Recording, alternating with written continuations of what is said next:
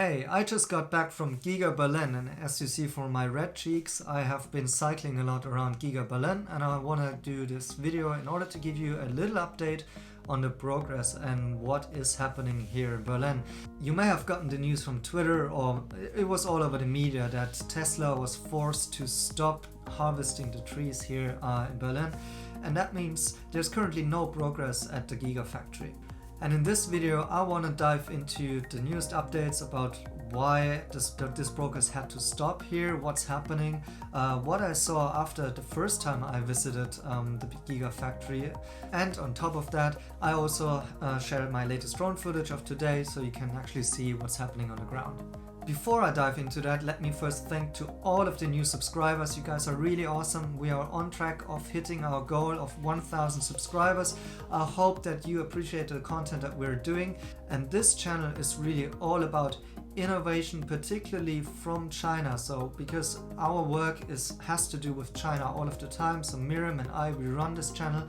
And we have got a background in business and Chinese, so we do read and speak and write Chinese, which brought us to go to China, explore the new companies and the innovation that's happening over there, and connected to that also started investing in Tesla. And in the course of that, I also visited the Tesla Gigafactory in Shanghai, and that really let me experience like how fast Tesla is actually progressing. And if you don't know, the e-mobility sector in China is really huge. It's the biggest market for electric vehicles globally so far.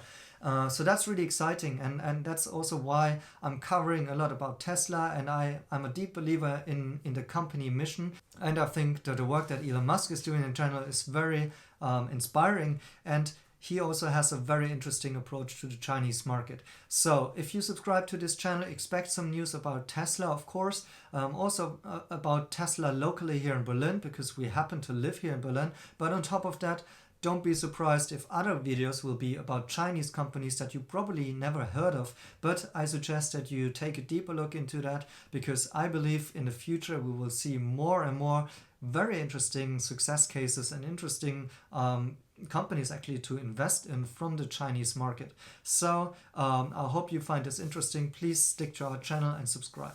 Okay, now without any further ado, let's jump back into what's happening locally at Giga Berlin.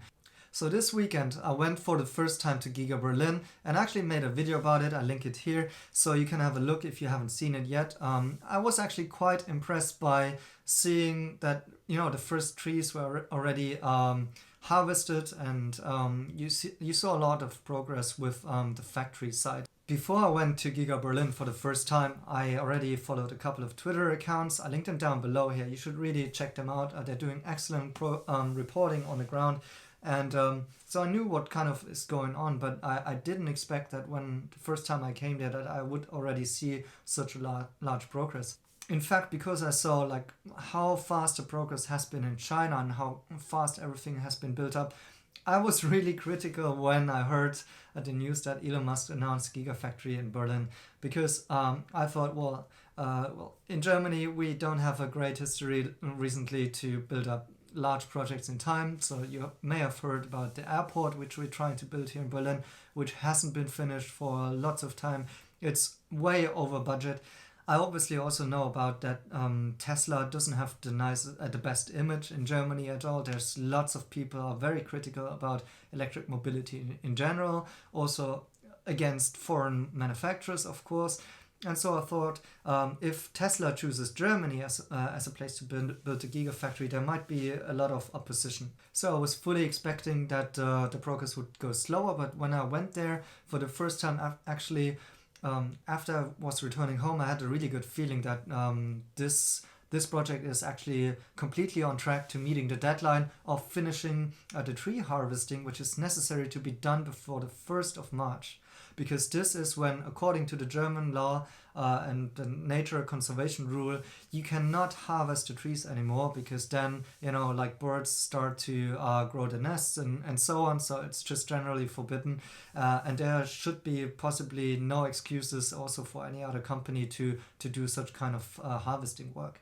So it's very time critical to get to move on and get all of the stuff done and prepared. And even though some of the big questions have not been resolved yet regarding Tesla building the factory, I guess there's like a second opinion necessary about the price of the contract, and there is also still some time until which opponents of this progress can raise their doubts and actually go to court and say that they can what kind of aspects might be breaking the law.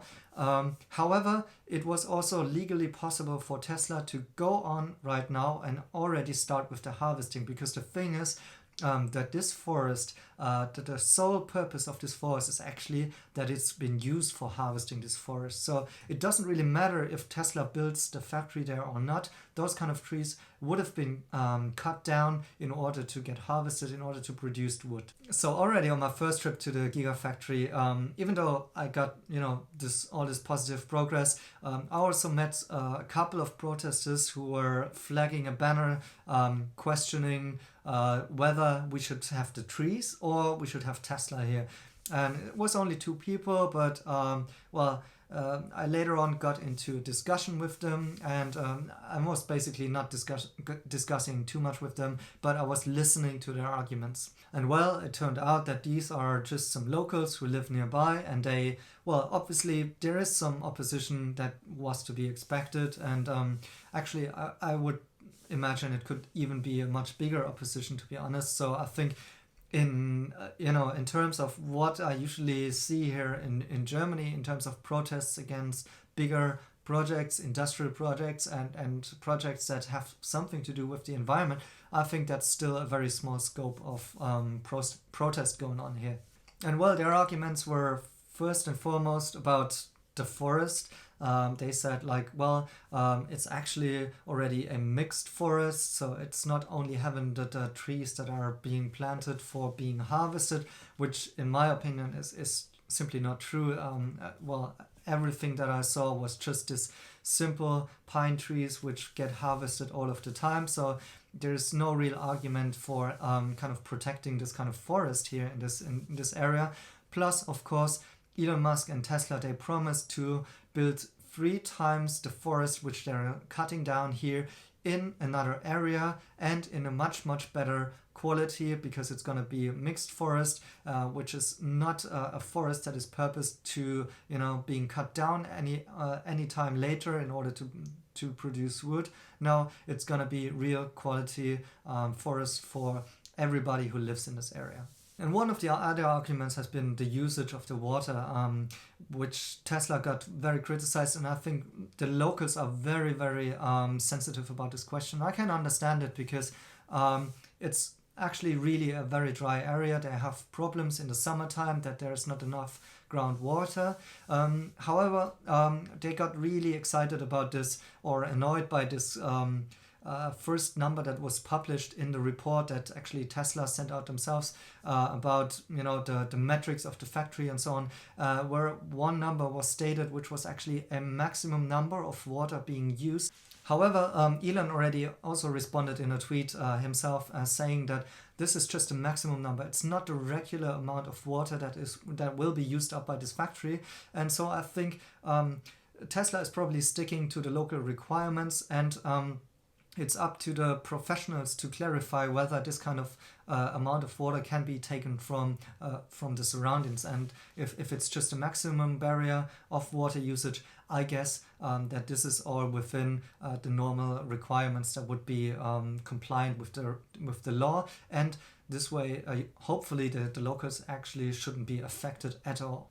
So this was one kind of protest happening, which I saw in the first time, and some locals just from the area venting off some steam. The other type of protest was just happening later, actually yesterday, when there was a group, I think it was only 2 people, who were so-called environmentalists, who were climbing the trees and kind of starting to building up a tree house in order to stay up in the trees, and so people couldn't cut down the trees.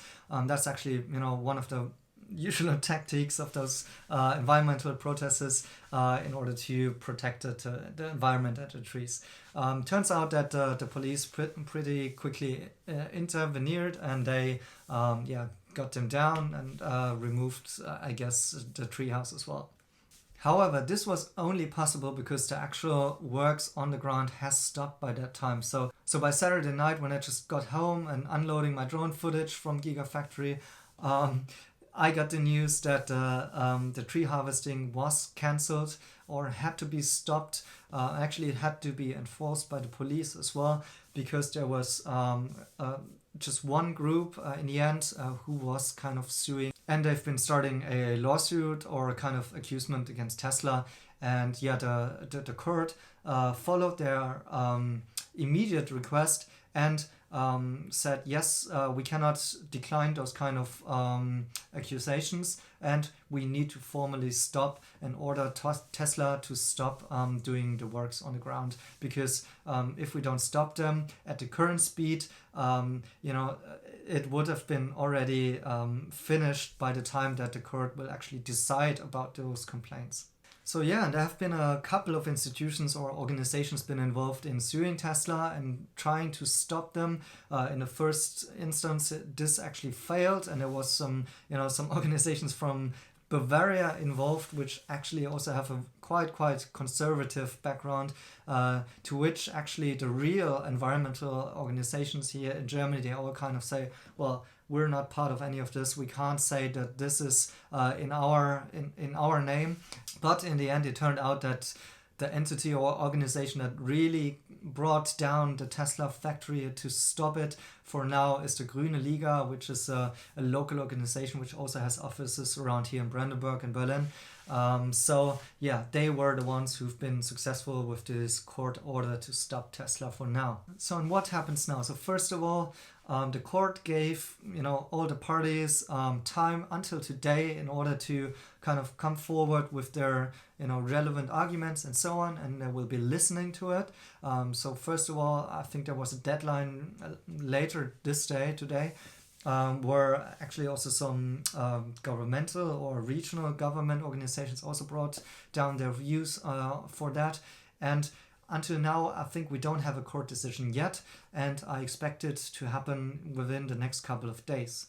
However, we're now in this very dense situation and tight situation for Tesla, because, so as you can see with the latest footage that I've been shooting just today on the ground, there is not much work going on. They have, a couple of people on the ground still who are cleaning up some of the trees. They bring away some of those logs.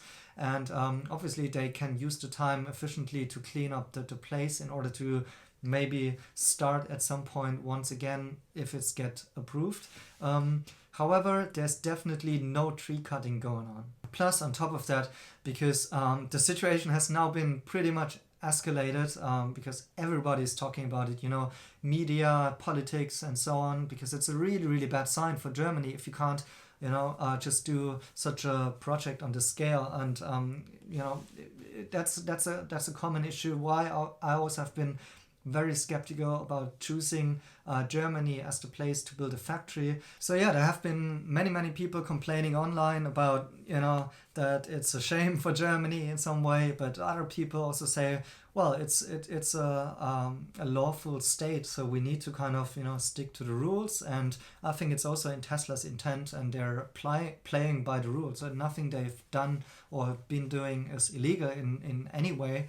And I think they will also. It's also in their interest to kind of solve the situation in the proper way. So I think right now we're just in this very intense situation that we only have a couple of days left, so we don't know how much time the court needs to actually make a decision, and we also don't know what will be the outcome of the decision. So let's say, for instance, the court takes longer time in, let's say, reviewing more arguments or hearing more parties and so on, and I also don't know what's happening, like if the counterparts have any more meanings in order to bring up their rights. I have no idea about that. But let's just imagine there is no decision before the 1st of March.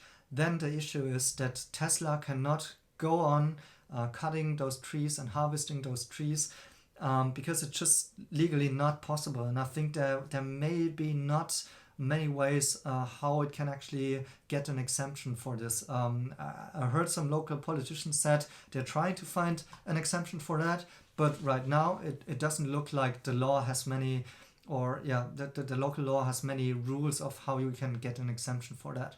And in case that the court decides very quickly, maybe within this week, I'm still very positive about the progress, because I think it would only take 2 to 3 or 4 more days in order to finish the work based on the speed of what I have seen so far.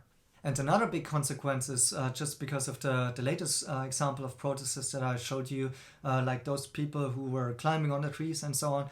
We now have much more police at the spot. So when I've been there today, there have been, police cars at every fucking corner, and it was really hard to get around it. And actually, I heard from other people who are on the ground and cover the space, they need to even identify and show some ID card and so on. So things are tightening up a lot here, because obviously also the police and the politicians there worried that this situation could even escalate even further. So what is my conclusion currently? Well, it kind of confirms a little bit the bias that I had initially, that, well, Germany might not be the best place in order to get this project quickly done. However, on the other hand, I also grown this opinion that actually it was a really smart move to place the Gigafactory in Berlin and in Germany, because just because of this bad image of electric mobility in Germany, of this bad image of Tesla in Germany, and also maybe because we could really need some confirmation that we could actually get projects fast done, and that we can make such things work out in a way.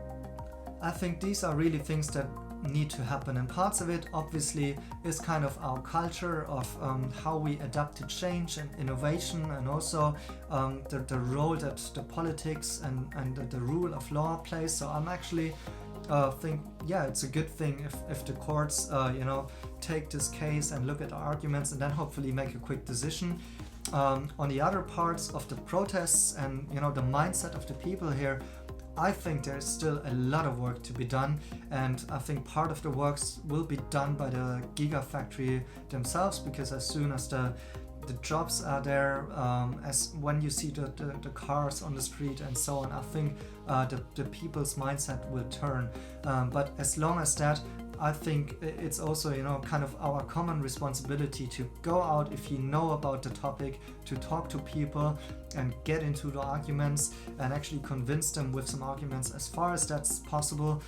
Actually yesterday saw a brilliant tweet which I'm going to link here, which actually is a very, very nice and smart calculation of how much CO2 is now being emitted or not being saved because the trees are being cut down short term, those kind of trees which were used for tree harvesting anyways, and how much CO2 will later on be saved because this more quality forest and trees will be planted all over the area, because Tesla promised to do this.